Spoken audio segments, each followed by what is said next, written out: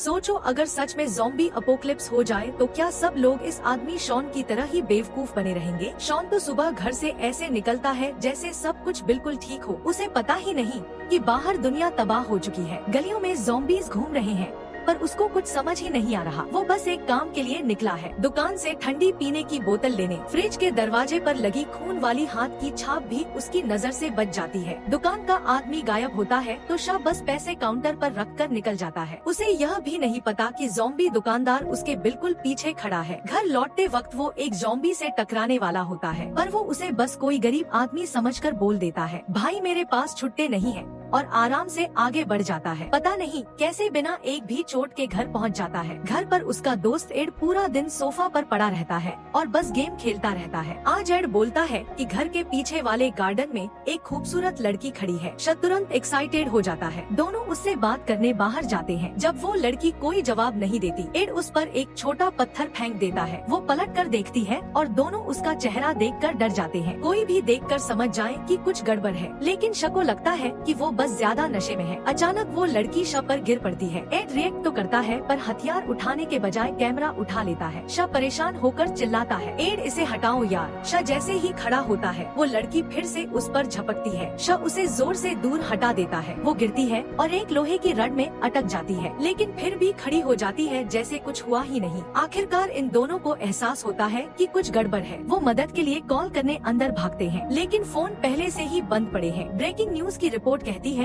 कि एक zombie virus शहर में फैल रहा है। एंकर सबको चेतावनी देता है कि घर के अंदर रहे और दरवाजे बंद कर लें। लेकिन ये दोनों वैसे भी दरवाजे बंद रखने वाले लोग नहीं हैं, और जैसा कि होना ही था एक ज़ॉम्बी सीधे घर के अंदर चला आता है। दोनों घबरा जाते हैं और मेज पर रखी बेकार चीजें उस पर फेंकने लगते हैं। एड एक शटरे उठाता है और गलती से उसी से ज़ॉम्बी को खत्म कर देता है। टीवी में एंकर बताता है कि उन्हें मारने का एक ही तरीका है, सिर पर सीधा वार करना। दोनों एक दूसरे की तरफ देखते हैं। एकदम सही टाइमिंग। गार्डन में 2 ज़ॉम्बीज हैं, उन पर प्रैक्टिस करने के लिए प्लान ठीक है, लेकिन वह बस कूड़ा कचरा फेंक रहे हैं जिससे कोई नुकसान नहीं होता। जब सारा कबाड़ खत्म हो जाता है, एडवेनाइल रिकॉर्ड्स उन पर फेंकना शुरू कर देता है। यह तरीका काफी अच्छा चलता है तो दोनों पूरी की पूरी क्रेट उठा लाते हैं, लेकिन कुछ ही देर बाद उन्हें एहसास होता है कि उनकी निशानेबाजी बहुत खराब है। आखिरकार वो पुराने जमाने वाले भारी हथियारों पर स्विच कर लेते हैं। घर के अंदर न्यूज में एंकर बताता है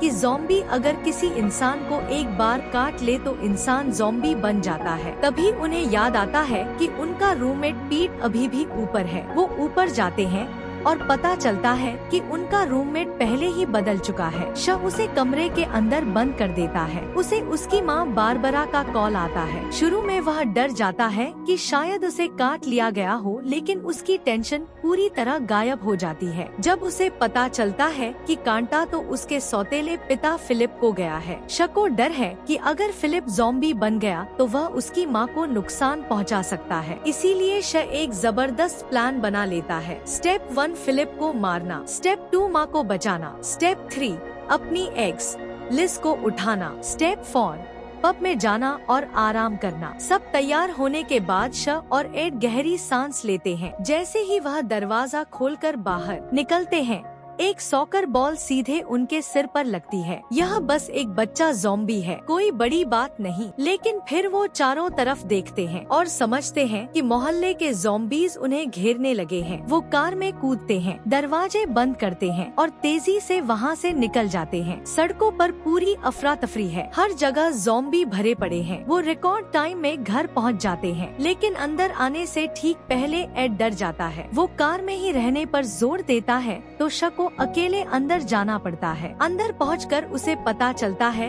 कि बारबरा बिल्कुल ठीक है। वो फिलिप को लिविंग रूम में बैठे देखता है और चुपके से उसके पास जाकर काम तमाम करने की कोशिश करता है। अचानक फिलिप बोलने लगता है। पता चलता है कि वह अभी भी इंसान है। कम से कम फिलहाल के लिए बारबरा शा को समझाती है तो उसे मजबूरन फिलिप को भी साथ ले जाना पड़ता है। जैसे ही वह कार में बैठने लगते हैं, ज़ॉम्बीज़ उनका पीछा करते हुए पहुंच जाते हैं और फिलिप को फिर से काट लेते हैं। श तुरंत कूद कर आता है, एक ज़ॉम्बी को खत्म करता है और सब लोग कार लेकर वहां से निकल जाते हैं। अगला स्टॉप उसकी एक्स गर्लफ्रेंड लिस का घर, लेकिन उसके साथ उसके 2 रूममेट डेविड और डायना भी होते हैं, जिससे पूरा माहौल अजीब हो जाता है। अब शब पूरी तरह एक्शन मोड में है और पूरे ग्रुप को ज़ॉम्बीज़ की भीड़ चीरते हुए आगे ले जाता है। वो सब एक छोटी सी कार में ठूंसे हुए अंतिम मंजिल पब की तरफ जा रहे हैं। ग्रुप प्लान को लेकर आपस में लड़ने लगता है और कोई ध्यान नहीं देता कि फिलिप अब बदलने ही वाला है। दिमाग खोने से ठीक पहले फिलिप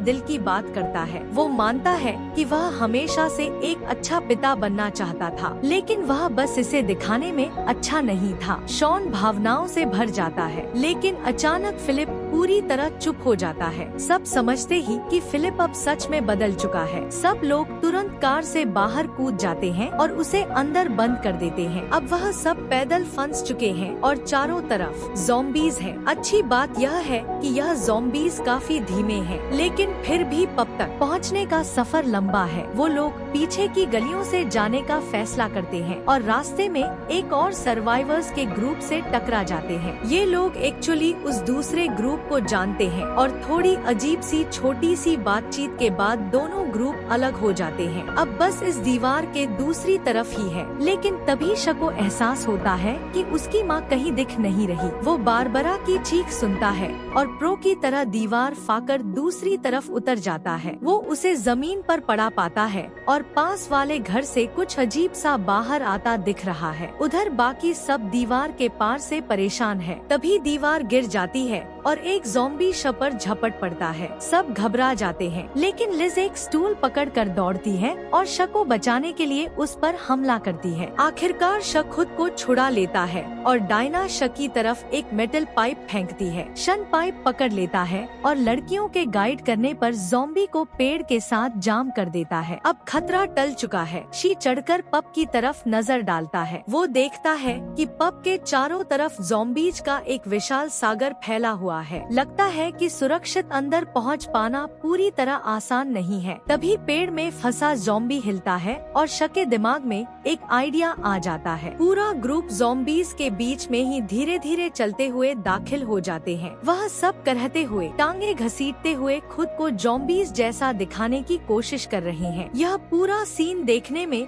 बिल्कुल बेवकूफी भरा लगता है, लेकिन हैरानी की बात यह है कि यह तरीका काम कर जाता है। ज़ॉम्बीज को तो यह भी महसूस नहीं होता कि इनकी एक्टिंग कितनी बेकार है। ग्रुप आखिरकार पब के दरवाजे तक पहुंच जाता है, लेकिन कोई अंदर से जवाब नहीं देता। उनकी हल्की सी आवाज पास के एक ज़ॉम्बी का ध्यान खींचने लगती है और तभी सबसे बुरे वक्त पर एड का फोन बज उठता है। एड बेझिझक कॉल उठा लेता है, जैसे सब कुछ बिल्कुल नॉर्मल हो। शाह अपने इस बेकार पार्टनर पर पूरी तरह गुस्से से भर जाता है। वह एड के हाथ से फोन छीन कर फेंक देता है और उस पर चिल्ला पड़ता है। उसकी वही एक जोरदार चीख पूरे इलाके के हर ज़ॉम्बी का ध्यान अपनी तरफ खींच लेती है। घबराहट में डेविड खिड़की तोड़ देता है ताकि अंदर चढ़ सके। शाह जानता है कि ज़ॉम्बीज उनका पीछा करेंगे, इसीलिए वो हीरो बनने की जिम्मेदारी ले लेता है। वो ऊंची जगह पर चढ़कर अपनी पूरी ताकत से चिल्लाता है ताकि पूरी भीड़ उसे फॉलो करे। बाकी सब इस मौके का फायदा उठाकर जल्दी जल्दी पब के अंदर घुस जाते हैं। वो लोग